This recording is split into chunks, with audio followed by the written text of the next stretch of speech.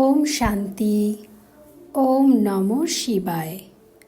আজকের বরদান পুরুষার্থের প্রত্যক্ষ রূপ ভব। বিশ্লেষণ।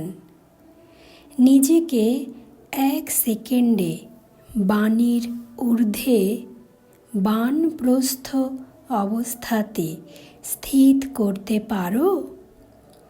যে কোনো ধরনের পরিস্থিতি হোক, বাতাবরণ হোক, বায়ুমণ্ডল হোক অথবা প্রকৃতির তুফান হোক, কিন্তু এই সব কিছু থাকা সত্ত্বেও সেসব দেখে শুনে অনুভব করেও নিজের স্থিতিকে অচল অডল শান্ত স্থিতিতে স্থিত করতে হবে।